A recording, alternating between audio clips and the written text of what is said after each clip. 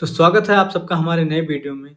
इसमें हम करने वाले हैं क्रिया शरीर पेपर 2 के 3 इम्पोर्टेंट चैप्टर का वन शॉट रिवीजन। पहला है ओज, दूसरा है उपधातु, तीसरा है मल विज्ञान।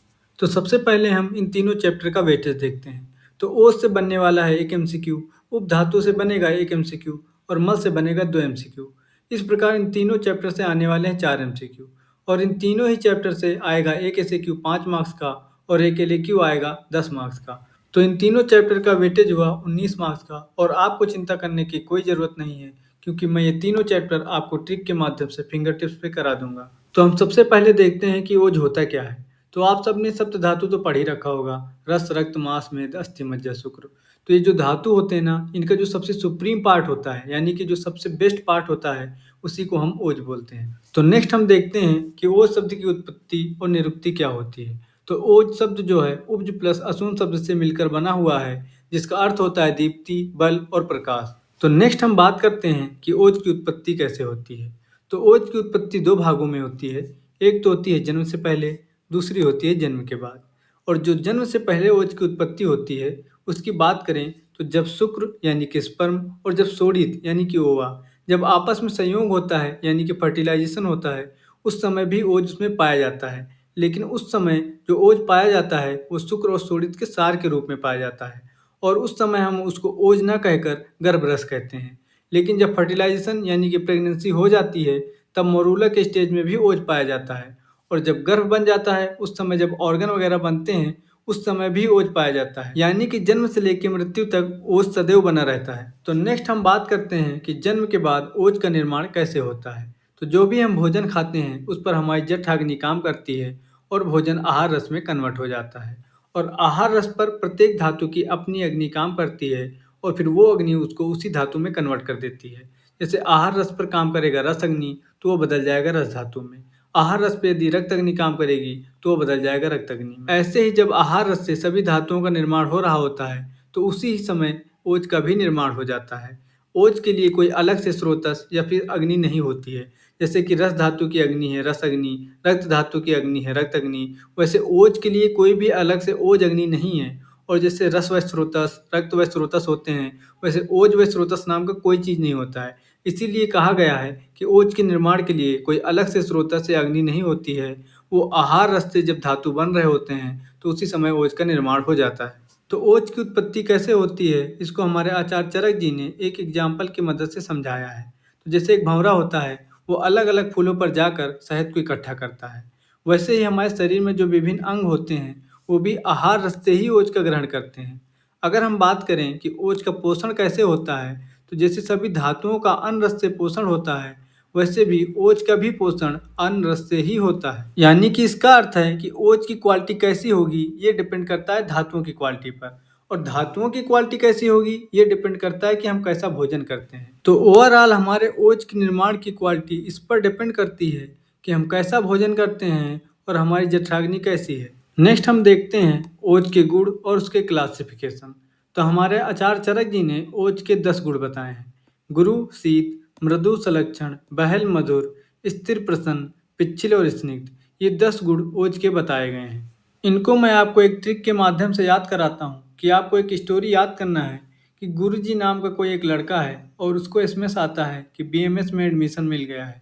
तो वो बहुत प्रसन्न हो जाता है। तो बस यही आज की हमारी ट्रिक है जिसमें गुरु से हो जाएगा गुरु, एसएमएस में एस से होगा शीत, एम से होगा मृदु और एस से होगा सलक्षण। बीएमएस में बी से होगा बहल, एम से होगा मधुर, एस से होगा स्थिर। प्रसन्न से आपको याद करना है प्रसन्न और प्रसन्न के ही पास से आपको याद करना है पिच्छिल और प्रसन्न में जो सन है उससे आपको याद करना है स्निग्ध। इस प्रकार आपको ओज के 10 गुण याद रह जाएंगे। इसमें आपको एक अच्छी बात बताऊं, अगर आपने इसको सीरियल वाइज ऐसे ही ट्रिक की मदद से याद कर लिया है तो आपने ओज के 10 गुण के श्लोक भी याद कर लिया है। क्योंकि इसमें आपको ये जोड़ना है कि ओज 10 गुणम स्मृतम, क्योंकि ये ओज के गुण हैं इसलिए हम इसमें ऐड कर रहे हैं ओज 10 गुणम स्मृतम। इस प्रकार आपको ये श्लोक आसानी से याद रह जाएगा। तो नेक्स्ट हम देखने जा रहे हैं ओज के क्लासिफिकेशन। तो ओज के 2 टाइप होते हैं, एक तो होता है पर ओज, दूसरा होता है अपर ओज। पर ओज और अपर ओज इसको बताने की आपको ज़रूरत नहीं पड़नी चाहिए क्योंकि आप सबने अभी पदार्थ विज्ञान में पर और अपर पढ़ रखा है। आपने पढ़ा होगा कि पर का मतलब होता है प्रधान और अपर का मतलब होता है अप्रधान। यानी कि पर का मतलब होता है कि जिसकी प्रधानता होती है, यानी कि जो ज़्यादा वैल्यूएबल रहता है। आप पर ओज की वैल्यूएबिलिटी ऐसे चेक कर सकते हैं कि पर ओज के क्षय होने पर मृत्यु हो जाती है, बल्कि अपर ओज के क्षय होने पर केवल बीमारी ही होती है, यानी कि व्याधि ही होती है। नेक्स्ट हम इनको डिटेल में देखते हैं। तो जो पर ओज होता है वो सभी धातुओं का सबसे बेस्ट पार्ट होता है, यानी कि उत्कृष्ट अंश होता है, बल्कि अपर ओज सबऑर्डिनेट अंश होता है। और जो पर ओज होता है वो केवल हृदय में पाया जाता है, क्योंकि इतना वैल्यूएबल है कि केवल हृदय में ही है, बल्कि अपर ओज जो है वो संपूर्ण शरीर में फैला हुआ है। इसकी प्रमाण की बात करें तो पर ओज केवल 8 ड्रॉप्स यानी कि अष्टबिंदु होता है, लेकिन अपर ओज का प्रमाण अर्ध अंजलि होता है। पर ओज का काम होता है हृदय को पोषण देना और उसको बल प्रोवाइड करना। अब कॉमन सी बात है, पर रोज का जो स्थान है वो हृदय होता है, तो हृदय से ही रिलेटेड इसका कार्य हुआ, हृदय को पोषण देना और उसको बल प्रदान करना। और अपर रोज का जो स्थान है वो था संपूर्ण शरीर, तो उसका कार्य भी शरीर से ही रिलेटेड है, शरीर को स्थिरता प्रदान करना, वर्ण प्रदान करना व स्वर प्रदान करना। और पर रोज के क्षय हो जाने पर मृत्यु हो जाती है, लेकिन अपर रोज का क्षय हुआ तो केवल व्याधियां ही उत्पन्न होंगी। नेक्स्ट हम देखते हैं पर रोज के गुण। तो पर रोज का जो रंग होता है वो घी के समान होता है, उसका जो रस होता है वो शहद के समान होता है, और उसका जो गंध होता है वो लाजा के समान यानी कि फ्राइड पैडी के समान होता है। इनको आप याद कर लेना, क्योंकि इनसे एमसीक्यू 100% बनते हैं। नेक्स्ट हम देखते हैं ओज के कार्य और व्याधि क्षमत्व। अब जाहिर सी बात है, ओज के दो कार्य होंगे, ये तो हमारे शरीर पे करेगा या फिर मानसिक पे करेगा। तो उसके शारीरिक कार्य हैं कि शरीर को बल प्रदान करना, स्थिरता प्रदान करना, मांसपेशियों को मजबूत बनाना, और मानसिक कार्य होंगे जैसे धैर्य, बुद्धि, स्मरण शक्ति को बढ़ाना। और इसी से रिलेटेड कार्य होगा जैसे शरीर की कांति को बढ़ाना, स्वर को उत्तम बनाना और संपूर्ण इंद्रियों को अपने कार्य में लगाना। व्याधि क्षमत्व को हम उसके नाम से ही समझ सकते हैं, क्योंकि व्याधि का मतलब होता है डिजीज और क्षमत्व का मतलब होता है क्षमता। यानी व्याधि के प्रति लड़ने की जो हमारी क्षमता है उसको हम व्याधि क्षमत्व बोलते हैं, यानी कि जो हमारी इम्यूनिटी होती है उसको हम व्याधि क्षमत्व बोलते हैं। तो व्याधि क्षमत्व को चक्रपाणी जी ने दो प्रकार का बताया है। एक तो होता है व्याधि बल विरोधी और दूसरा है व्याधि उत्पाद प्रतिबंधक। व्याधि बल विरोधी का मतलब होता है कि व्याधि के बल का विरोध करने वाला, यानी कि जो डिजीज हमको हो गई है उसके बल का विरोध करना या फिर उसको रोकना व्याधि बल विरोध कहलाता है। दूसरा है व्याधि उत्पाद प्रतिबंधक। हम इसको इसके नाम से ही समझ सकते हैं, जो व्याधि को उत्पन्न होने ही ना दे उसको बोलते हैं व्याधि उत्पाद प्रतिबंधक। यानी कि हमारे पास दो प्रकार की व्याधि क्षमत्व हुई। एक तो है जो उत्पन्न हुई व्याधि के बल का विरोध करती है, जिसको हम बोलते हैं व्याधि बल विरोधी। दूसरा है जो व्याधि को उत्पन्न ही नहीं होने देता, उसको हम बोलते हैं व्याधि उत्पाद प्रतिबंधक। नेक्स्ट हम देखते हैं व्याधि क्षमत्व और बल के बारे में।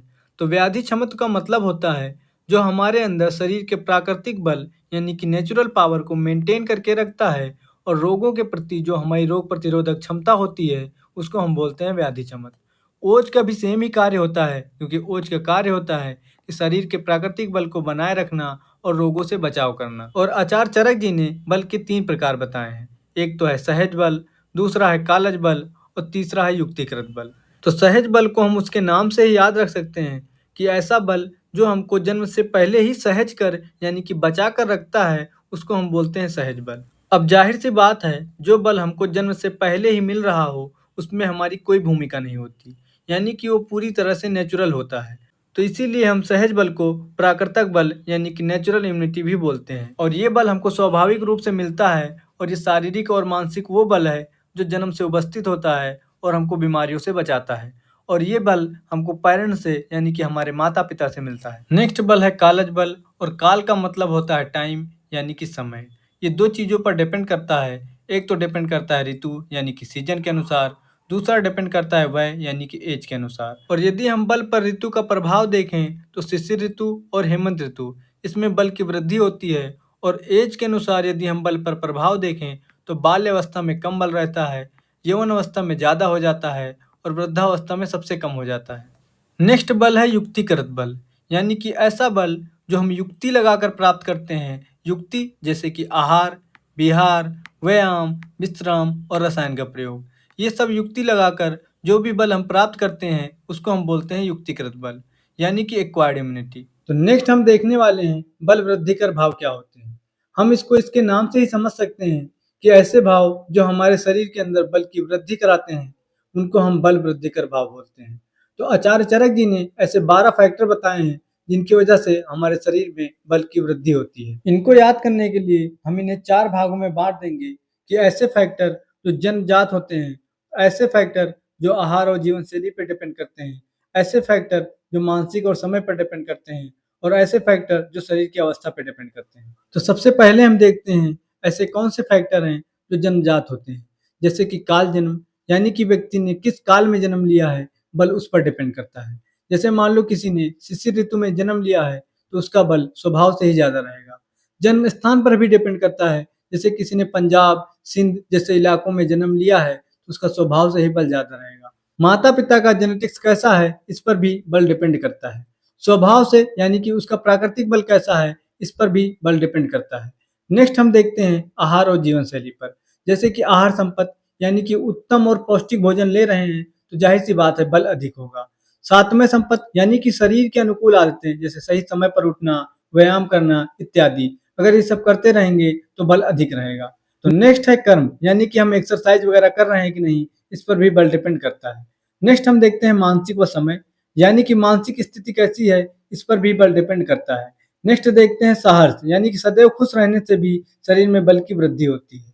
नेक्स्ट है सुख काल योग, यदि समय अच्छा चल रहा है तब भी बल की वृद्धि होती है।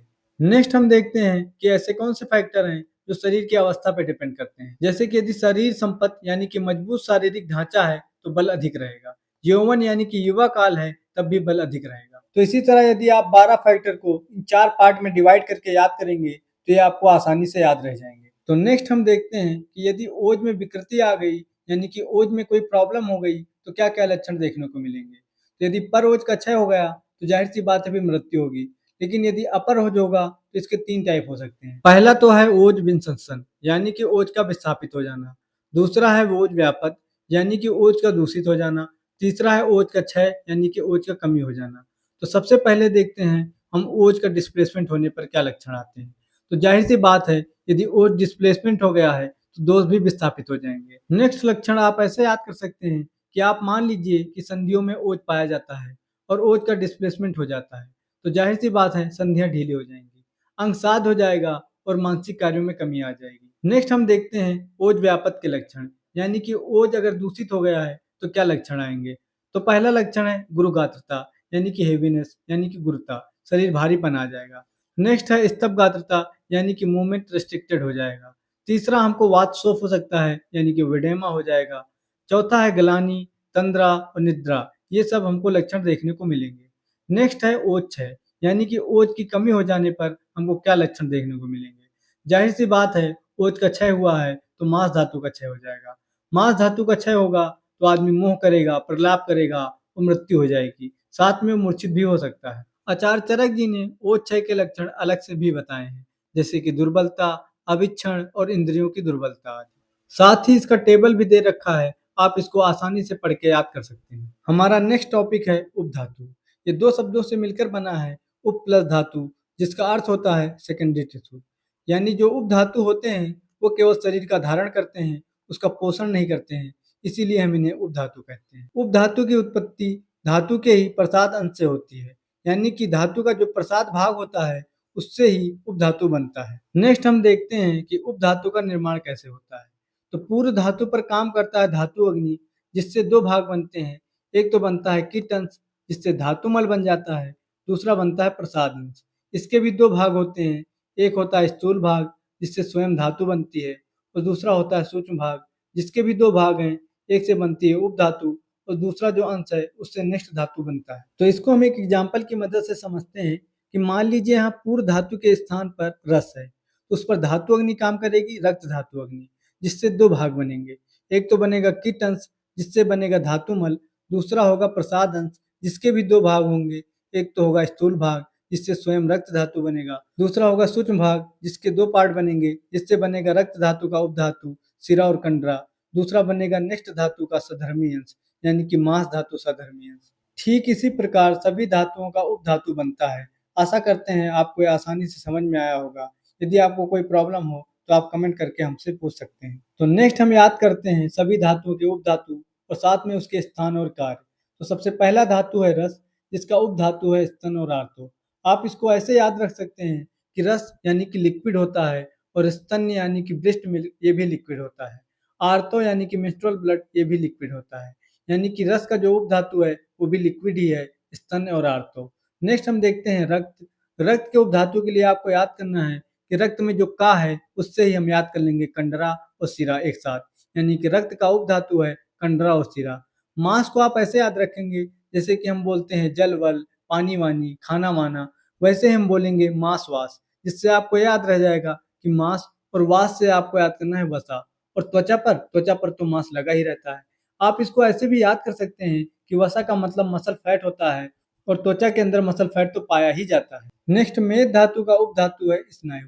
इसको आप ऐसे याद कर सकते हैं कि आपको ये सोचना है कि मैदा जो खाने वाला होता है, जिससे समोसा वगैरह बनता है, कोई एक बच्चा खेल रहा था, उसके ऊपर गिर गया, यानी कि बच्चे ने मैदा से स्नान कर लिया। तो मैदा से आपको याद रह जाएगा कि मेद धातु है, और स्नान से आपको याद रह जाएगा स्नायु, यानी कि मेद धातु का उपधातु है स्नायु। नेक्स्ट है अस्थि। अस्थि का तो दंत, दंत तो अस्थि जैसा ही दिखता है, तो आपको ऐसे आसानी से याद रह जाएगा कि अस्थि का उपधातु है दंत। नेक्स्ट धातु है मज्जा, जिसका उपधातु है केश। आप इसको ऐसे याद रख सकते हैं कि जब तक हमारे केश बाल रहते हैं, तब तक हमको मजा आता रहता है। तो आपको ये आसानी से याद रह जाएगा कि मज्जा धातु का उपधातु है केश। और शुक्र धातु का उपधातु ओज होता है, ये तो हमको आसानी से याद ही रहता है। नेक्स्ट हम देखते हैं उपधातु के स्थान व कार्य, जो आपको आंख बंद करके भी याद रहेगा। अब जाहिर सी बात है, आप ये बताओ स्तन का स्थान क्या होगा? स्तन। और उसका कार्य क्या होगा? शिशु का पोषण करना। आर्तो, आर्तो का स्थान क्या होगा? गर्भाशय। और उसका काम क्या होगा? गर्भ का निर्माण करना। हमारा नेक्स्ट उपधातु है कंडरा। अब आप कंडरा का स्थान नहीं बता पाओगे कि संधियां होती हैं, और संधियां होती है तो उसका क्या काम होगा? पेशियों को अस्थि से जोड़ना। अभी आप कॉमन सेंस से ही लिख पाएंगे। जैसे सिरा का मतलब होता है ब्लड वेसल्स। अब आप ही बताओ ब्लड वेसल्स कहाँ पाई जाती हैं? संपूर्ण शरीर में पाई जाती हैं। और उसका कार्य क्या होता है?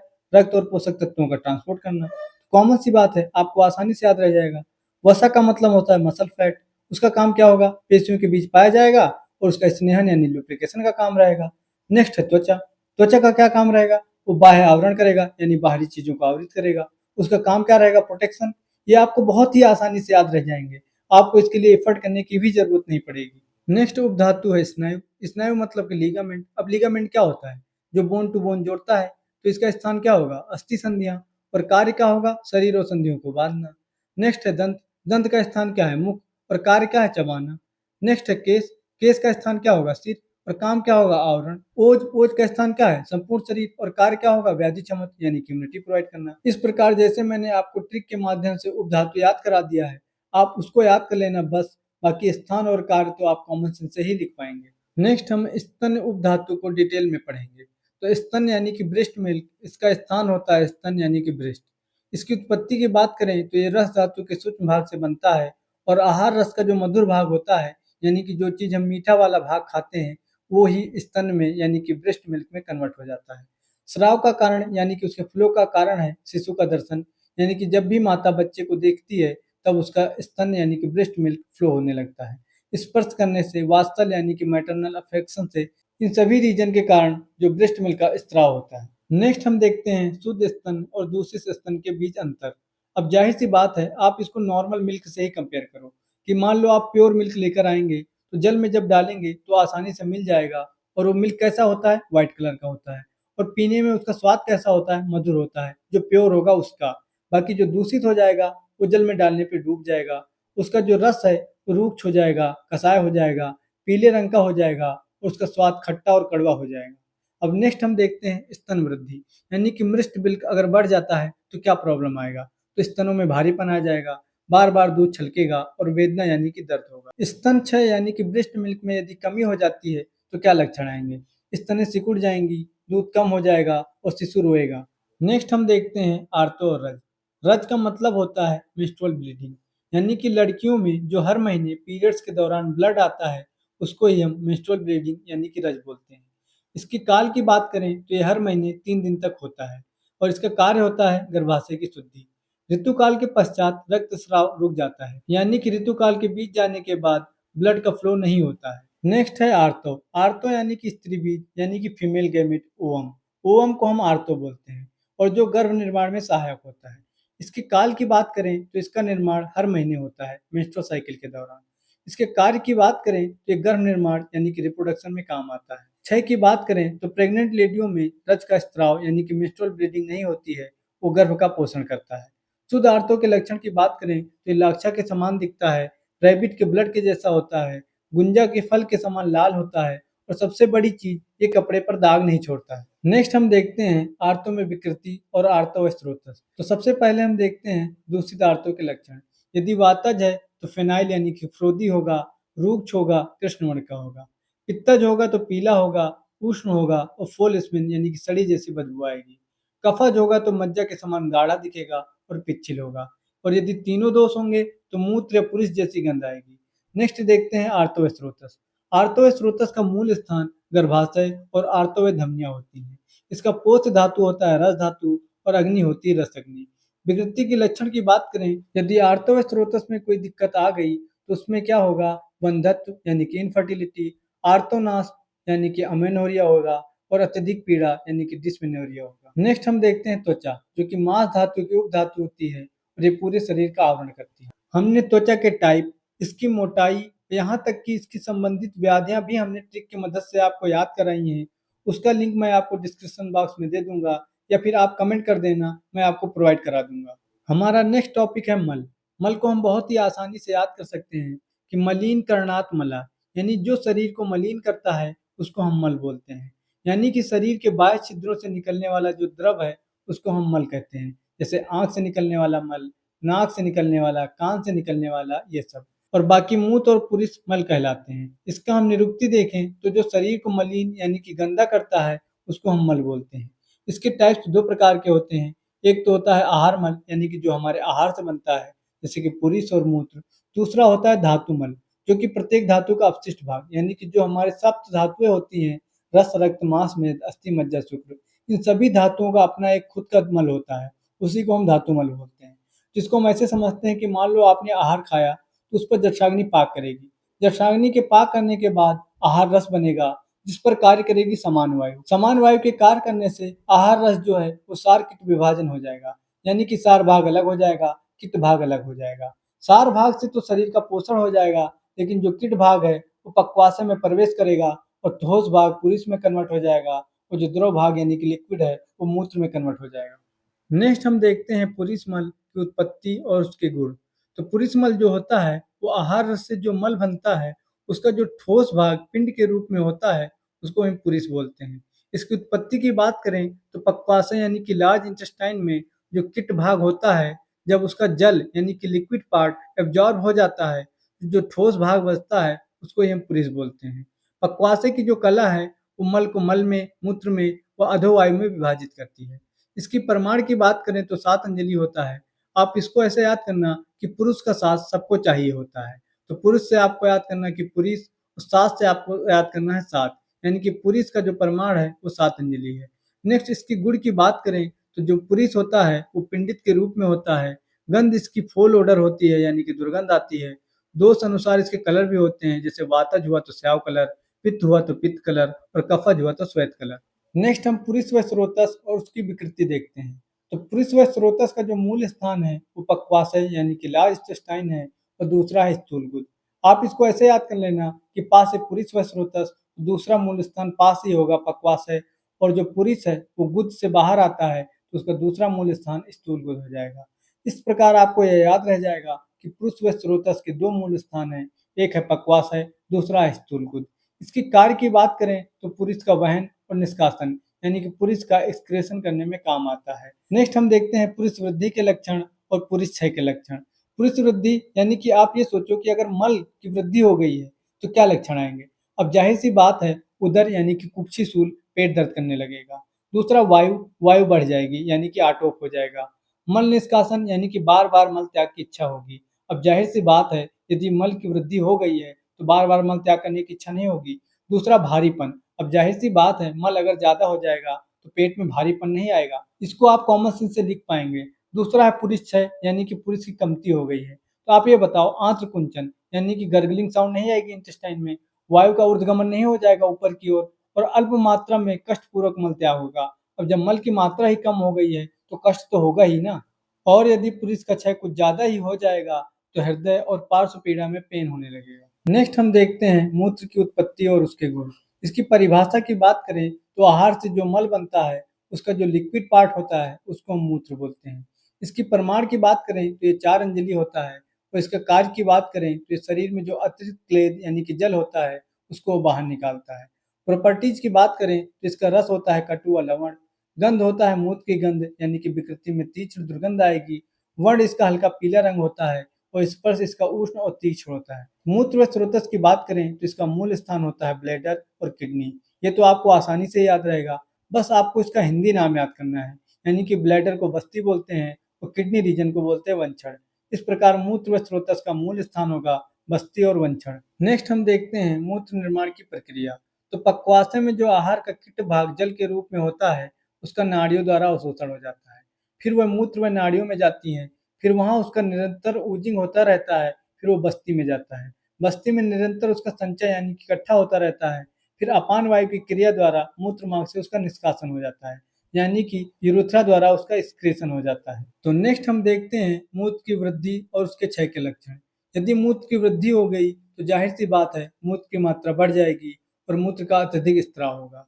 नेक्स्ट उसकी बस्ती यानी कि बस्ती प्रदेश में भारीपन होगा, बस्ती में खिंचाव होगा और मूत्र का जो वर्ण होगा वो दोष अनुसार बदलता है।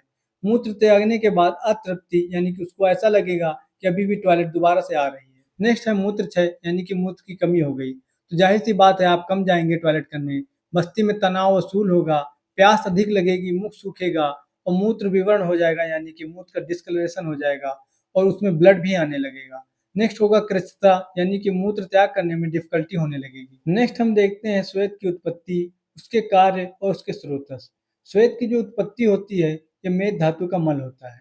तो मेद धातु पर मेदो अग्नि कार्य करती है, उसके सारे भाग से तो सूक्ष्म मेद बन जाता है, लेकिन जो उसका किट भाग होता है उससे श्वेत बनता है। श्वेत की कार्य की बात करें तो वह त्वचा को मृदु और सुकुमार बनाता है, यानी कि सॉफ्टनेस टू स्किन यानी कि स्किन को सॉफ्ट बनाता है और शरीर में वाटर बैलेंस बनाता है और साथ ही थर्मो रेगुलेशन का भी कार्य करता है, यानी कि शरीर के तापमान का नियंत्रण करता है। श्वेत वृद्धि की बात करें तो मान लीजिए आपको पसीना बहुत अधिक आ रहा है, तो आप उसके लक्षण खुद ही सोचो। अत्यधिक पसीना आएगा, त्वचा में दुर्गंध आएगा, कंडू यानी कि इचिंग होने लगेगी, खुजली होने लगेगी और चर्म रोग हो सकता है। श्वेत का क्षय यानी कि आपको पसीना आ ही नहीं रहा है, तो जाहिर सी बात है पसीना नहीं आएगा, त्वचा रूक्ष यानी कि ड्राई हो जाएगी और रोम यानी कि बॉडी हेयर्स ये झड़ने लगेंगे यानी कि इनका लॉस होने लगेगा। जैसा कि हमने पीछे पढ़ा था कि प्रत्येक धातु का मल होता है, तो वही हम पढ़ने वाले हैं धातु मल। तो धातु अग्नि के पाक के दौरान जो प्रत्येक धातु से किट रूप बनता है उससे ही धातु मल का निर्माण होता है। नेक्स्ट हम याद करते हैं सभी धातुओं के धातु मल।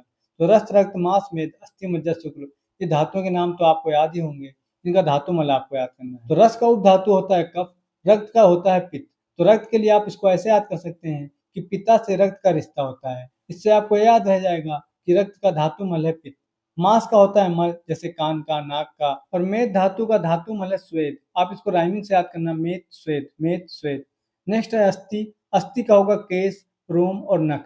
नख तो आपको आसानी से याद रहेंगे क्योंकि जो नाखून होते हैं वो अस्थि जैसे ही दिखते हैं, आप इसके साथ केश, रोम भी याद कर लेना। मज्जा, मज्जा का होता है नेत्र, विट और त्वचा और स्नेह, ये सभी मज्जा धातु के धातु मल होते हैं। शुक्र का धातु मल ओज होता है सुश्रुत के अनुसार, लेकिन चरक ने शुक्र का कोई भी मल नहीं माना है। नेक्स्ट हम फाइनल रिकैप देख लेते हैं। पर रोज का जो मात्रा होता है 8 बिंदु होता है और यह हृदय में पाया जाता है। अपर रोज हाफ अंजलि होता है और संपूर्ण शरीर में पाया जाता है। पुरुष की मात्रा 7 अंजलि, मूत्र की 4 अंजलि और त्वचा की प्रत्येक 6 होती है चरक के अनुसार, 7 होती है सुश्रुत के अनुसार। रस का उपधातु होता है स्तन और आर्तो और उसका मल होता है कफ। मेद का उपधातु स्नायु होता है लेकिन उसका मल होता है श्वेत। रक्त का उपधातु सिरा और कंडरा होता है और उसका मल होता है पित्त। व्याधि क्षमुत का वर्णन सबसे पहले आचार्य चरक ने किया था। रज जो होता है 3 दिन स्त्रावित होता है, जबकि आर्तो बीज स्त्री बीज है जो गर्भ का निर्माण करता है। आयुर्वेद के अनुसार मूत्र का मुख्य उत्पत्ति स्थान पक्वाशय है, ये आप याद रखना। तो यहीं पर ये लेक्चर समाप्त हुआ। आपको ये लेक्चर कैसा लगा आप हमको कमेंट सेक्शन में जरूर बताना, ताकि मैं आपको ऐसे ही वीडियो प्रोवाइड करता रहूं। और यदि इसका पीडीएफ आपको चाहिए तो आप कमेंट सेक्शन में लिख देना पीडीएफ।